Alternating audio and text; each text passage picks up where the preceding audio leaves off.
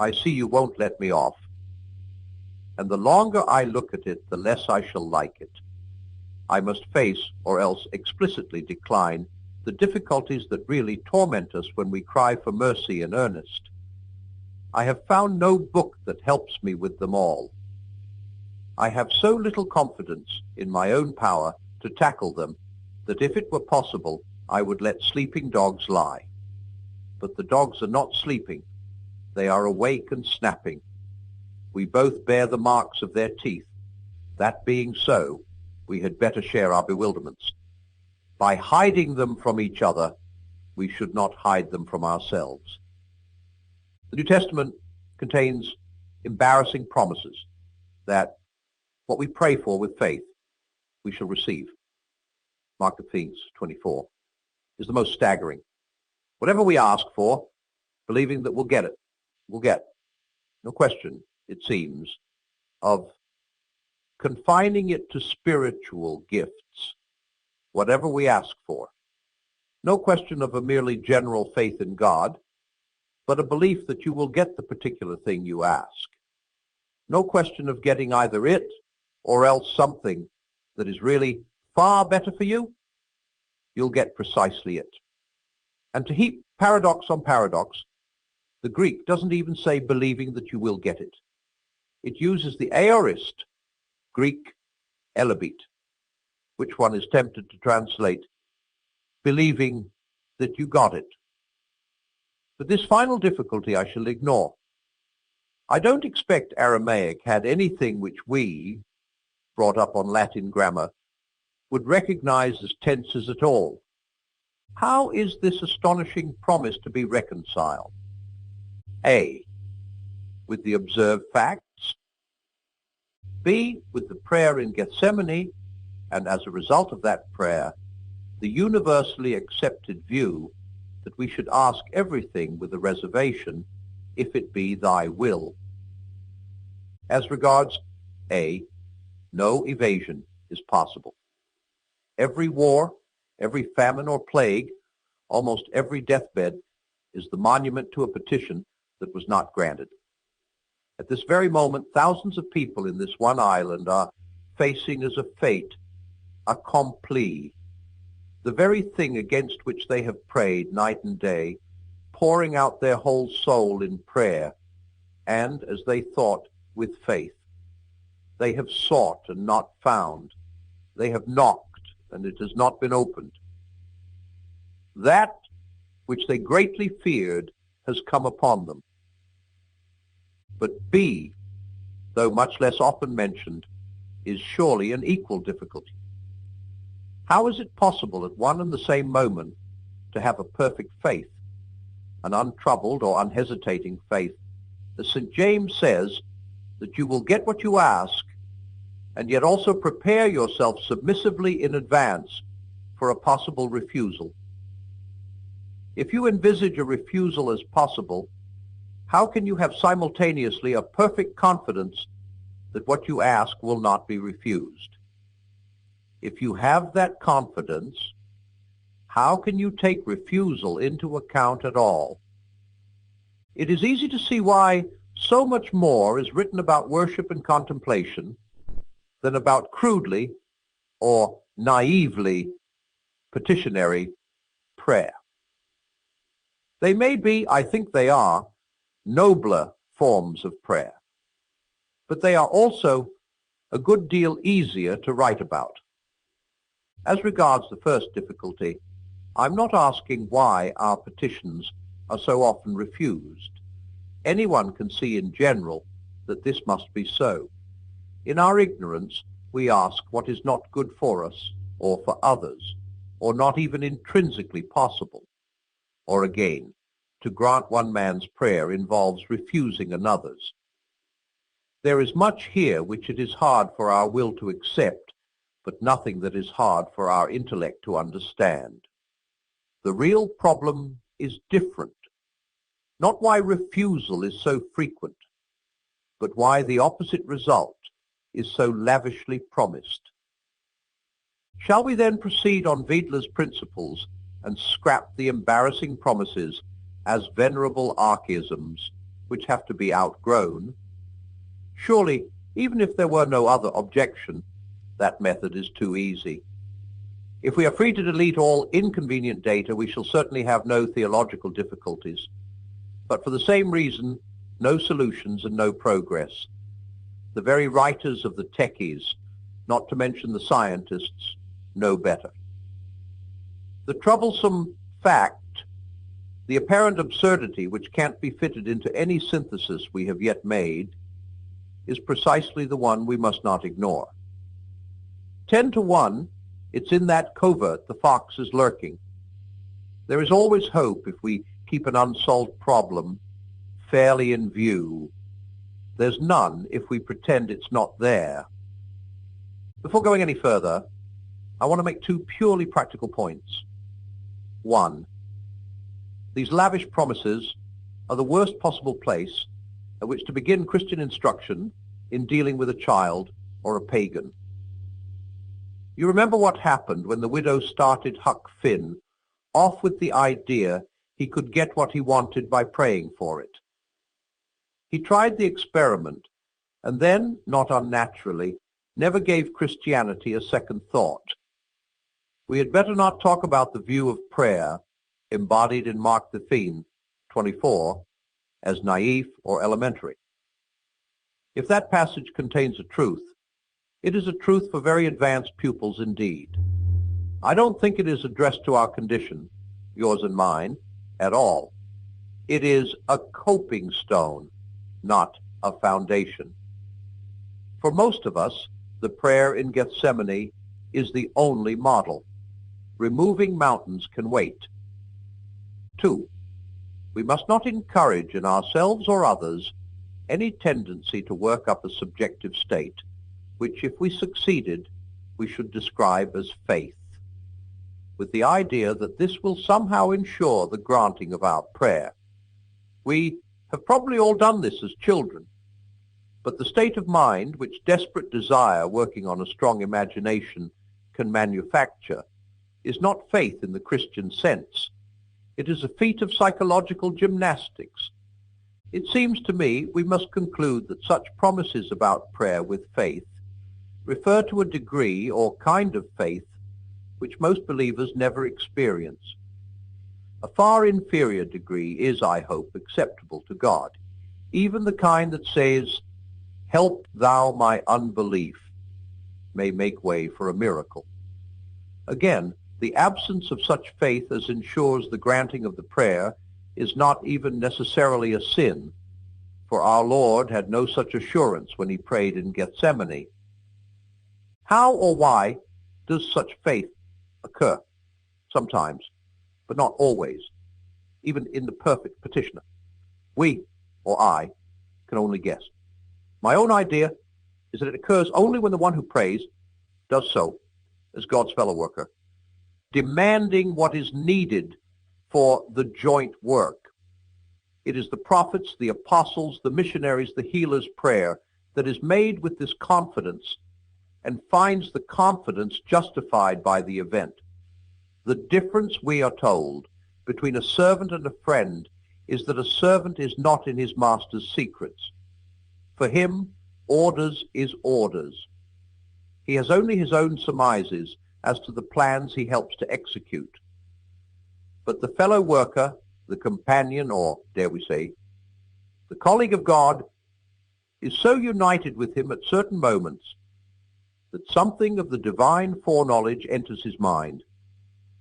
Hence his faith is the evidence, that is, the evidentness, the obviousness of things not seen.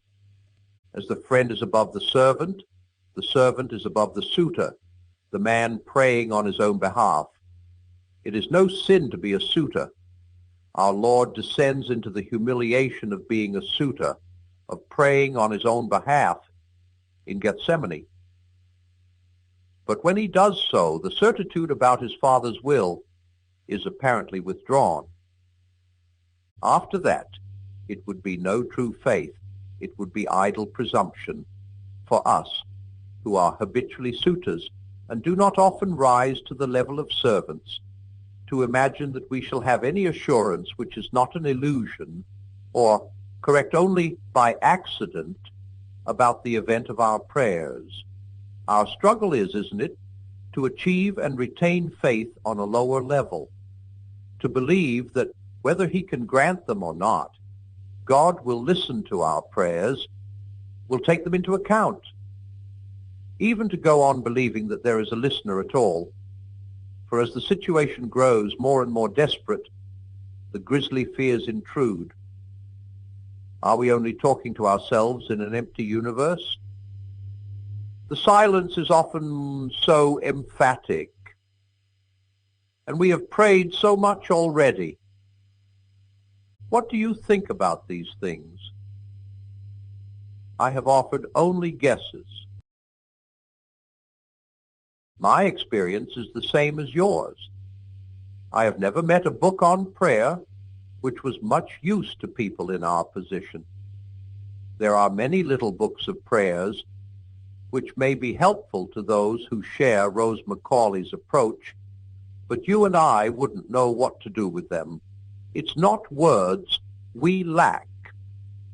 And there are books on prayer, but they nearly all have a strongly conventional background. Even the imitation is sometimes, to an almost comic degree, not addressed to my condition. The author assumes that you will want to be chatting in the kitchen when you ought to be in your cell. Our temptation is to be in our studies when we ought to be chatting in the kitchen. Perhaps if our studies were as cold as those cells, it would be different. You and I are people of the foothills. In the happy days when I was still a walker, I loved the hills and even mountain walks, but I was no climber. I hadn't the head, so now I do not attempt the precipices of mysticism. On the other hand, there is apparently a level of prayer life lower even than ours. I don't mean that the people who occupy it are spiritually lower than we. They may far excel us, but their praying is of an astonishingly undeveloped type. I have only just learned about it from our vicar. He assures me that, so far as he has been able to discover, the overwhelming majority of his parishioners mean by saying their prayers, repeating whatever little formula they were taught in childhood by their mothers. I wonder how this can come about. It can't be that they are never penitent or thankful. They're dear people, many of them, or have no needs. Is it that there is a sort of watertight bulkhead between their religion and their real life, in which case the part of their life which they call religious is really the irreligious part? But however badly needed a good book on prayer is, I shall never try to write it. Two people on the foothills comparing notes in private are all very well, but in a book one would inevitably seem to be attempting not discussion, but instruction. And for me to offer the world instruction about prayer would be impudence about the higher level, the crags up which the mystics vanish out of my sight, the glaciers and the aiguilles. I have only two things to say. One is that I don't think we are all called to that ascent. If it were so, he would have told us. The second is this. The following position is gaining ground and is extremely plausible. Mystics, it is said, starting from the most diverse religious premises, all find the same things. These things have singularly little to do with the professed doctrines of any particular religion. Christianity, Hinduism, Buddhism, Neoplatonism, etc.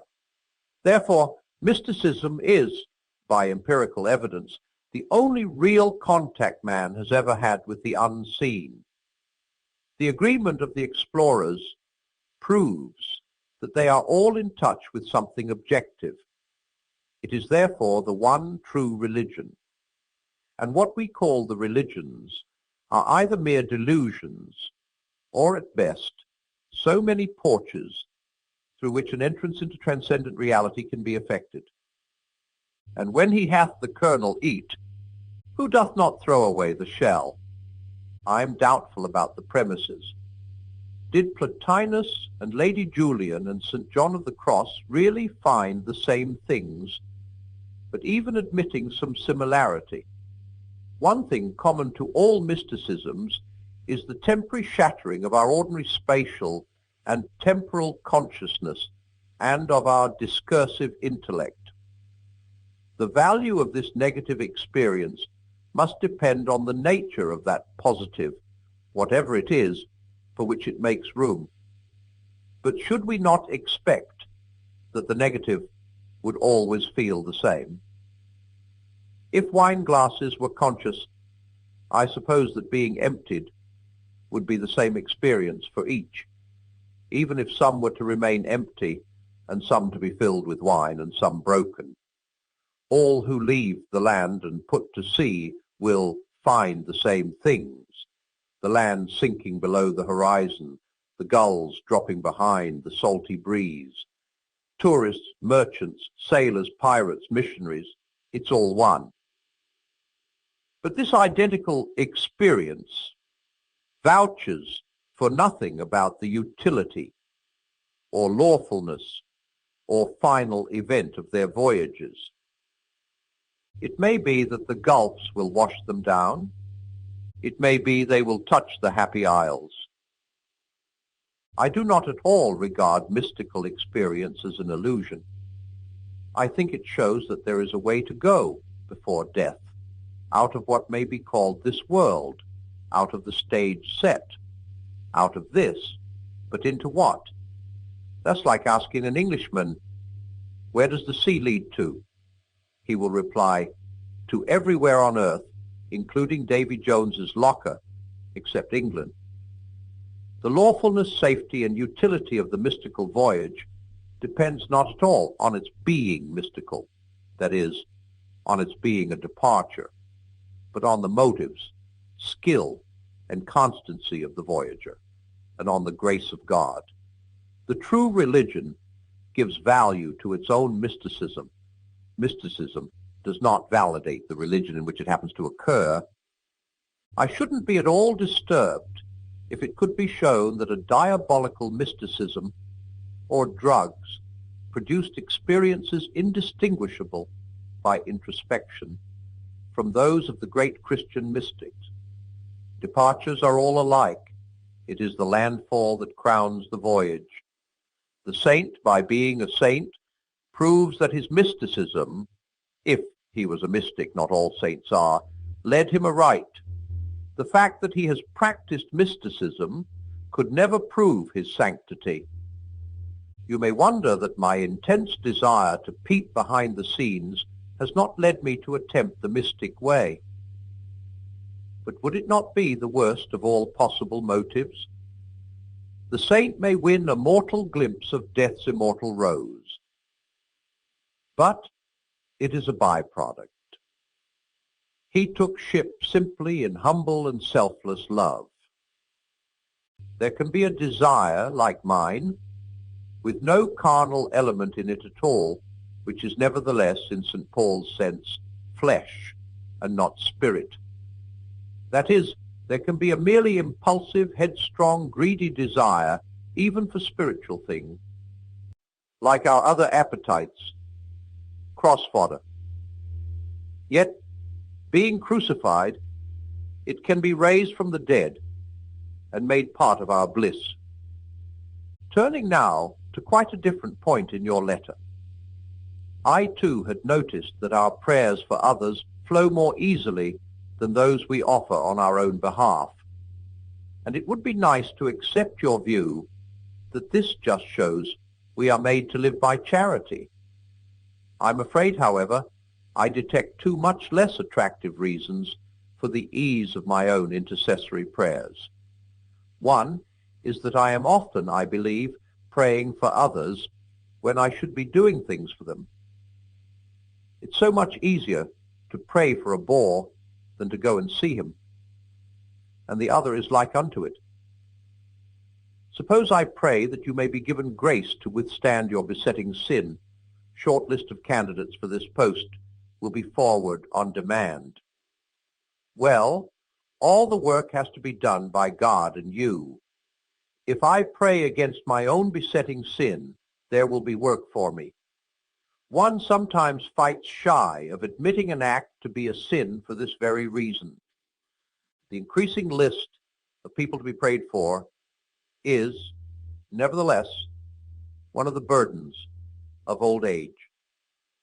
I have a scruple about crossing anyone off the list. When I say a scruple, I mean precisely a scruple.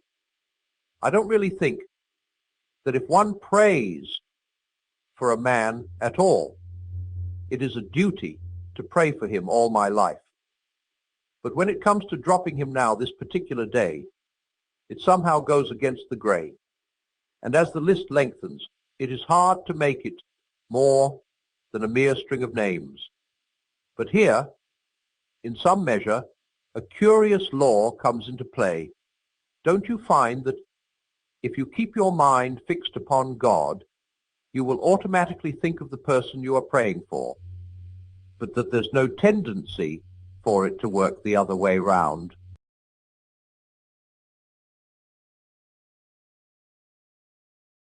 We must now consider Christian morality as regards sex, what Christians call the virtue of chastity. The Christian rule of chastity must not be confused with the social rule of modesty in one sense of that word, i.e., propriety or decency.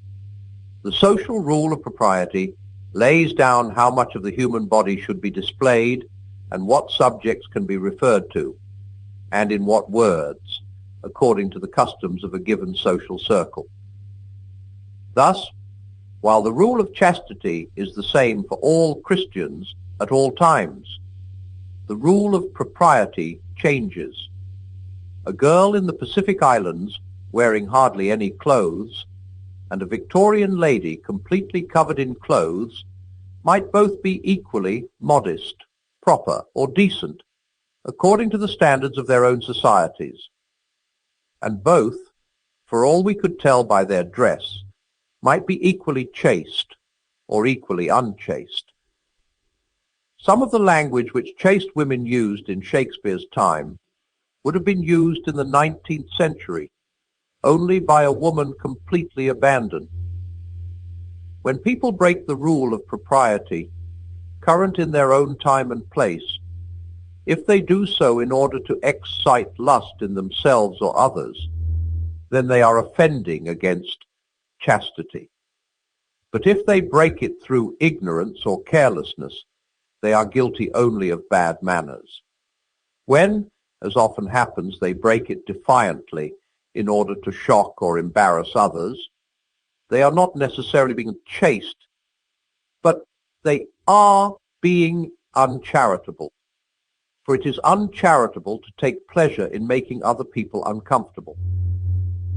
I do not think that a very strict or fussy standard of propriety is any proof of chastity or any help to it, and I therefore regard the great relaxation and simplifying of the rule which has taken place in my own lifetime as a good thing.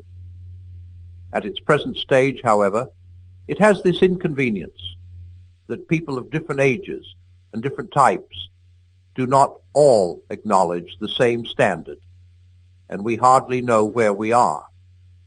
While this confusion lasts, I think that old or old-fashioned people should be very careful not to assume that young or emancipated people are corrupt whenever they are, by the old standard, improper, and in return that young people should not call their elders prudes or Puritans because they do not easily adopt the new standard.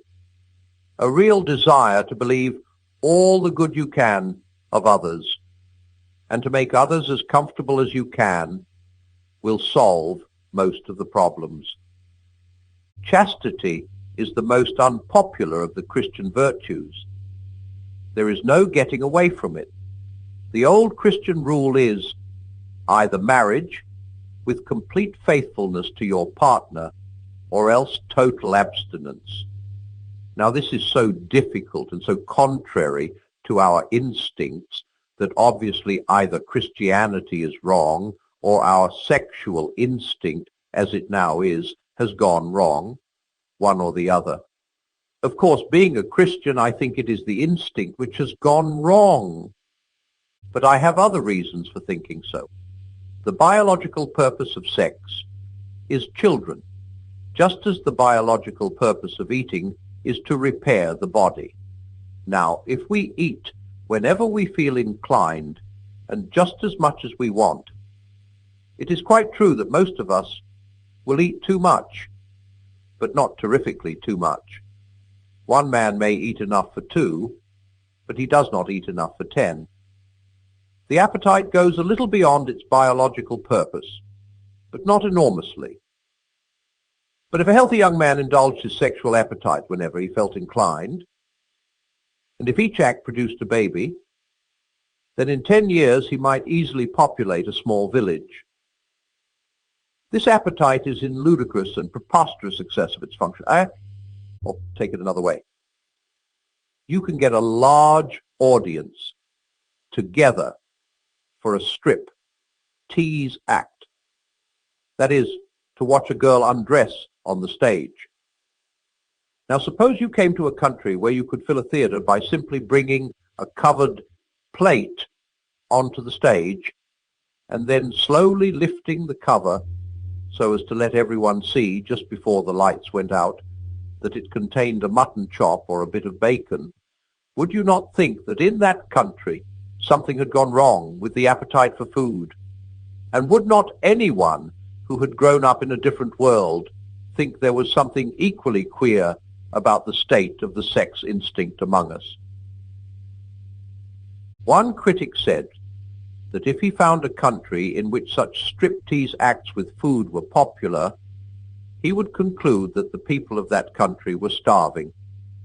He meant, of course, to imply that such things as the striptease act resulted not from sexual corruption, but from sexual starvation.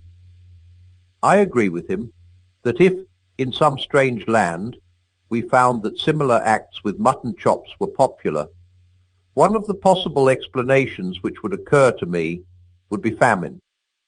But the next step would be to test our hypothesis by finding out whether, in fact, much or little food was being consumed in that country. If the evidence showed that a good deal was being eaten, then, of course, we should have to abandon the hypothesis of starvation and try to think of another one. In the same way, before accepting sexual starvation as the cause of the striptease, we should have to look for evidence that there is, in fact, more sexual abstinence in our age than in those ages when things like the striptease were unknown. But surely there is no such evidence. Contraceptives have made sexual indulgence far less costly within marriage and far safer outside it than ever before, and public opinion is less hostile to illicit unions and even to perversion than it has been since pagan times. Nor is the hypothesis of starvation the only one we can imagine. Everyone knows that the sexual appetite, like our other appetites, grows by indulgence. Starving men may think much about food, but so do gluttons, the gorged as well as the famished, like titillations. Here's a third point. You find very few people who want to eat things that really are not food, or to do other things with food instead of eating it. In other words, perversions of the food appetite are rare, but perversions of the sex instinct are numerous, hard to cure, and frightful. I am sorry to have to go into all these details, but I must. The reason why I must is that you and I, for the last 20 years, have been fed all day long on good, solid lies about sex. We have been told, till one is sick of hearing it, that sexual desire is in the same state as any of our other natural desires, and that if only we abandon the silly old Victorian idea of hushing it up, everything in the garden will be lovely. It is not true. The moment you look at the facts and away from the propaganda, you see that it is not. They tell you sex has become a mess because it was hushed up. But for the last 20 years, it has not been hushed up. It has been chattered about all day long. Yet, it is still in a mess. If hushing up had been the cause of the trouble, ventilation would have set it right. But it is not. I think it is the other way round. I think the human race originally hushed it up because it had become such a mess. Modern people are always saying, sex is nothing to be ashamed of. They may mean two things. They may mean there is nothing to be ashamed of in the fact that the human race reproduces itself in a certain way, nor in the fact that it gives pleasure. If they mean that, they are right. Christianity says the same. It is not the thing nor the pleasure that is the trouble. The old Christian teachers said that if man had never fallen, sexual pleasure, instead of being less than it is now, would actually have been greater. I know some muddle-headed Christians have talked as if Christianity thought that sex, or the body, or pleasure were bad in themselves. But they were wrong. Christianity is almost the only one of the great religions which thoroughly approves of the body, which believes that matter is good, that God himself once took on a human body, that some kind of body is going to be given to us even in heaven, and is going to be an essential part of our happiness, our beauty, and our energy. Christianity has glorified marriage more than any other religion, and nearly all the greatest love poetry in the world has been produced by Christians. If anyone says that sex in itself is bad, Christianity contradicts him at once. But of course, when people say sex is nothing to be ashamed of, they may mean the state into which the sexual instinct has now got is nothing to be ashamed of. If they mean that, I think they are wrong. I think it is everything to be ashamed of. There is nothing to be ashamed of in enjoying your food. There would be everything to be ashamed of if half the world made food the main interest of their lives and spent their time looking at pictures of food and dribbling and smacking their lips. I do not say you and I are individually responsible for the present situation. Our ancestors have handed over to us organisms which are warped in this respect, and we grow up surrounded by propaganda in favor of unchastity. There are people who want to keep our sex instinct inflamed in order to make money out of us. Because, of course, a man with an obsession is a man who has very little sales resistance. God knows our situation. He will not judge us as if we had no difficulties to overcome. What matters is the sincerity and perseverance of our will to overcome them. Before we can be cured, we must want to be cured. Those who really wish for help will get it. But for many modern people, even the wish is difficult. It is easy to think that we want something when we do not really want it. A famous Christian long ago told us that when he was a young man, he prayed constantly for chastity. But years later, he realized that while his lips had been saying, "O Lord, make me chaste," his heart had been secretly adding, "But please, don't do it just yet." This may happen in prayers for other virtues too, but there are 3 reasons why it is now specially difficult for us to desire, let alone to achieve, complete chastity.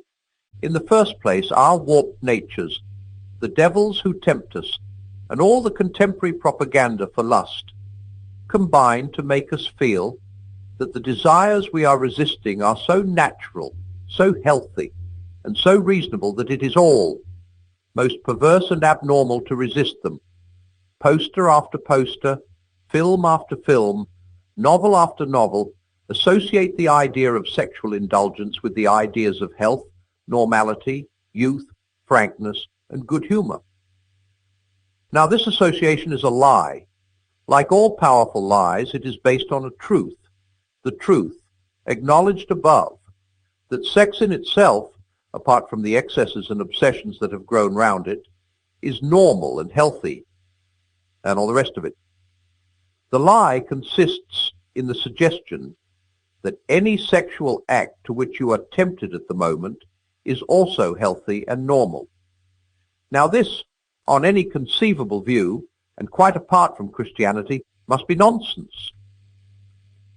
Surrender to all our desires obviously leads to impotence, disease, jealousies, lies, concealment, and everything that is the reverse of health, good humor, and frankness.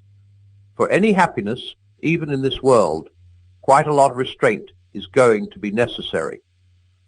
So the claim made by every desire, when it is strong, to be healthy and reasonable, counts for nothing.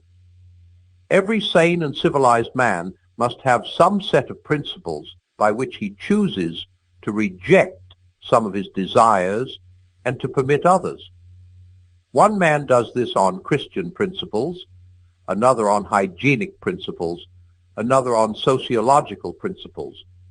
The real conflict is not between Christianity and nature, but between Christian principle and other principles in the control of nature. For nature, in the sense of natural desire, will have to be controlled anyway, unless you're going to ruin your whole life. The Christian principles are, admittedly, stricter than the others. But then we think you will get help towards obeying them, which you will not get towards obeying the others. In the second place, many people are deterred from seriously attempting Christian chastity because they think, before trying, that it is impossible. But when a thing has to be attempted, one must never think about possibility or impossibility. Faced with an optional question in an examination paper, one considers whether one can do it or not.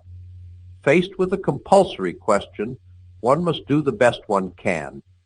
You may get some marks for a very imperfect answer. You will certainly get none for leaving the question alone.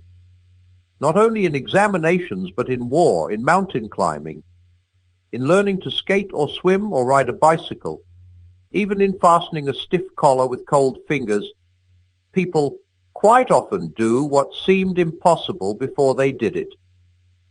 It is wonderful what you can do when you have to. We may indeed be sure that perfect chastity, like perfect charity, will not be attained by any merely human efforts. You must ask for God's help. Even when you have done so, it may seem to you for a long time that no help, or less help than you need, is being given. Never mind. After each failure, ask forgiveness, pick yourself up and try again. Very often what God first helps us towards is not the virtue itself, but just this power of always trying again. For however important chastity, or courage, or truthfulness, or any other virtue may be, this process trains us in habits of the soul, which are more important still. It cures our illusions about ourselves and teaches us to depend on God. We learn, on the one hand, that we cannot trust ourselves even in our best moments, and on the other, that we need not despair even in our worst, for our failures are forgiven. The only fatal thing is to sit down, content, with anything less than perfection. Thirdly, People often misunderstand what psychology teaches about repressions. It teaches us that repressed sex is dangerous, but repressed is here a technical term. It does not mean suppressed in the sense of denied or resisted. A repressed desire or thought is one which has been thrust into the subconscious, usually at a very early age, and can now come before the mind only in a disguised and unrecognizable form. Repressed sexuality does not appear to the patient to be sexuality at all. When an adolescent or an adult is engaged in resisting a conscious desire, he is not dealing with a repression, nor is he in the least danger of creating a repression. On the contrary, those who are seriously attempting chastity are more conscious and soon know a great deal more about their own sexuality than anyone else. They come to know their desires as Wellington knew Napoleon, or as Sherlock Holmes knew Moriarty, as a rat catcher knows rats, or a plumber knows about leaky pipes. Virtue, even attempted virtue, brings light. Indulgence brings fog. Finally, though I have had to speak at some length about sex, I want to make it as clear as I possibly can that the center of Christian morality is not here. If anyone thinks that Christians regard chastity as the supreme vice, he's quite wrong. The sins of the flesh are bad, but they are the least bad of all sins. All the worst pleasures are purely spiritual. The pleasure of putting other people in the wrong, of bossing and patronizing and spoiling sport, and backbiting, the pleasures of power, of hatred. For there are two things inside me, competing with the human self, which I must try to become. They are the animal self and the diabolical self. The diabolical self is the worst of the two. That is why a cold, self-righteous prig who goes regularly to church may be far nearer to hell than a prostitute. But of course, it is better to be neither.